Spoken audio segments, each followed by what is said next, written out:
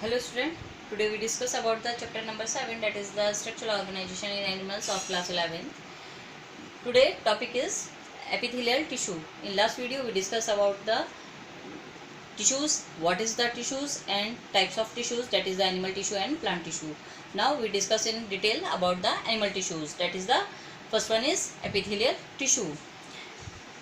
Your chapter 6 is cut it down by the UP government through कोविड-19. So we discuss about the chapter 7. आपका जो UP government है उसने corona की वजह से, कोविड-19 की वजह से जो 6 चैप्टर है उसको कट ऑफ कर दिया सिलेबस से, इसलिए हम डायरेक्ट चैप्टर 7 पर आ गए हैं.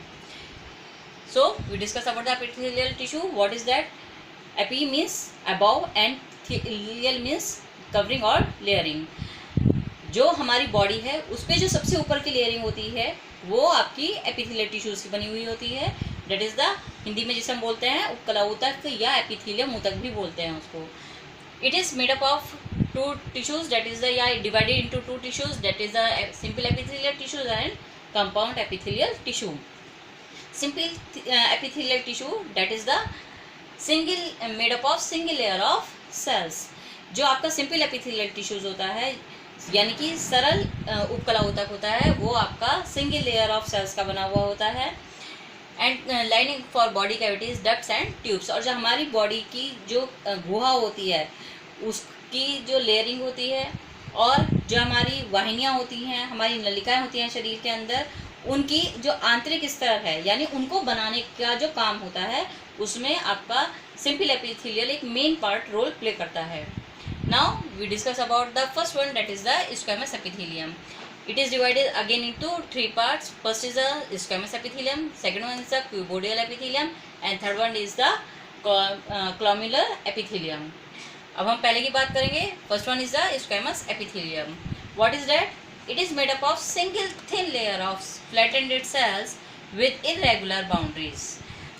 जो आपका सिंपल एपिथेलियल है ये आपका बहुत ही जो पतली सेल्स होती हैं उनका बना हुआ होता है, जिनके जो किनारे होते हैं वो कैसे होते हैं, चपटे होते हैं और अनियमित होते हैं. जैसे कि आपके बुक में फिगर 7.1 दिया हुआ है, इस टाइप से बहुत पतली सेल्स होंगी और ये चपटी होंगी और अनियमित आकार की होंगी. These ones, this is the nucleus of the cells. Okay. And it found in the wall of the blood vessels and air sac of the lungs. जो हमारी बॉडी में रुधिर वाहिनियाँ होती हैं और जो हमारे फेफड़े होते हैं उनमें जो वायु कोश पाए जाते हैं छोटे छोटे, उनकी जो लाइनिंग है वो भी इसी आपके एपिथेलियम के थ्रू होती है. It act as a diffusion boundary. ये आपका परासरण में, डिफ्यूजन हमने डिस्कस किया था, परासरण में भी काम करता है. आपका मेन फंक्शन वहीं पर है इसका. What is the diffusion? Diffusion is a method of movement of particles without any membrane. Now we discuss about the cuboidal epithelium. As you know about its name, that is the cube-like structures. So in this layer, a single layer of cube-like cells are present. It is found in the duct of glands and tubular parts of nephrons in the kidney. जो हमारी body है उसमें जो भी ग्रंथियाँ होती हैं और हमारे जो किडनीज, डेट इज़ द वक्र, उनके जो नेफ्रॉन्स होते हैं वो इसी के बने हुए होते हैं क्यूबोइडल एपिथेलियम के, या जिसे हम घनाकार एपिथेलियम भी कहते हैं. And main function of its is absorption and secretion of materials. इसका मेन जो काम है वो मुख्य कार्य क्या है? अवशोषण करना और स्रावण करना किसी भी जो हमारे शरीर के अंदर पदार्थ हैं उनका. Now we discuss about the glomerular epithelium. और क्यूब लाइक स्ट्रक्चर्स कैसा होता है आपका? क्यूब सभी जानते हैं इस टाइप का, this one cube like structures. इनका न्यूक्लियस भी सेंटर में होगा. Now we discuss about the glomerular epithelium. It is composed of a single layer of taller cylinder cells. ये जो क्यूबोइडल एपिथेलियम, ग्लोमेरुलर एपिथेलियम है जिसे हम स्तंभाकार एपिथेलियम ऊतक भी कहते हैं, ये आपका बहुत ही पतली और लंबी सेल्स का बना हुआ होता है जिसमें they have the nucleus at the base. जो न्यूक्लियर होगा वो आप यानी केंद्रक हमेशा नीचे की ओर स्थित होगा and the free surface is at the village. और जो इसके ये खुले हुए भाग होते हैं उन पर छोटे छोटे क्या पाए जाते हैं, पक्षमार्ग पाए जाते हैं. So it's main function is for the absorption of the materials and found in the stomach of and intestine of the body. इसीलिए क्योंकि इसमें विलाइज पाए जाते हैं, तो ये आपका जो पदार्थ हैं हमारी बॉडी के अंदर बन रहे हैं उनको अवशोषण करने का और उनके स्रावन करने का कार्य करता है आमाशय और आंतों में. Now we complete here our simple epithelial tissue. Now we discuss about the compound epithelium tissue. Compound epithelium tissue, it is made up of more than one layer of cells. जो संयोजी ऊतक या संयोजी एपिथेलियम या संयोजी उपकला ऊतक वह ऊतक है जो एक से ज़्यादा कोशिकाओं का बना हुआ होता है. And main function is to provide protection against the chemical and mechanical stress. जो भी हमारी बॉडी के अंदर जो फ्लूइड्स हैं, डिफरेंट फ्लूइड्स और materials present in our body, वो हमारी बॉडी में जो डिफरेंट ऑर्गन्स हैं उन पर बहुत ज़्यादा प्रेशर डालते हैं, मैकेनिकल स्ट्रेस डालते हैं. So they provide protection against them to the organ. तो ये अंगों को उन प्रेशर से बचाता है.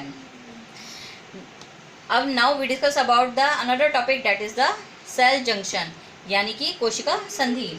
What is cell junction? Nearest cells held together with little intracellular matrix.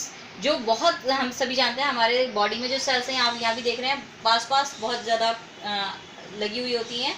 तो ये जो कोशिकाएं एक दूसरे के साथ बहुत साथ जुड़ी होती हैं, तो इनके बीच में कहीं कहीं पर बहुत कम मात्रा में ही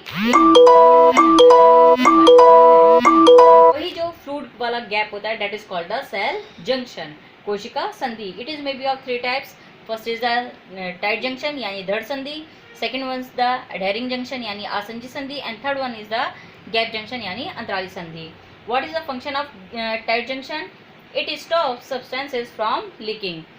दृढ़ यानी tight means cells are compact और विच इच अदर और tightly packed with each other, through which जो मटेरियल्स हैं they do not move outside, वो बाहर ना जा सकें. Adhering junction, it is connecting to neighboring cells. ये आपका जो दो पास पास सेल्स होती हैं उनको आपस में एक दूसरे से कनेक्ट करने में हेल्प करता है दिस जंक्शन. Adhering means चिपकना. ठीक है. Now third one is the last one is gap junction. It facilitates the cells to communicating the cytoplasm of nearest cells and helps in the transfer of ions and small molecules. इसकी खास बात है बेटा gap junction यानी आसंजी संधि में. What is the gap junction? We know about the cell has the cell contain the cytoplasm. हर सेल का अपना साइटोप्लाज्म होता है. तो जो एक सेल का साइटोप्लाज्म है उससे दूसरे सेल के साइटोप्लाज्म में जो मूवमेंट होता है डिफरेंट आयंस का और मॉलिक्यूल्स का, स्मॉल मॉलिक्यूल्स का, उसमें आपका गैप जंक्शन एक इम्पॉर्टेंट रोल प्ले करता है. तो आज हमने अपना एपिथेलियल टिश्यू डिस्कस किया है. नेक्स्ट वीडियो में हम अपना नेक्स्ट जो टिश्यू है उसके बारे में डिस्कस करेंगे. Thank you so much.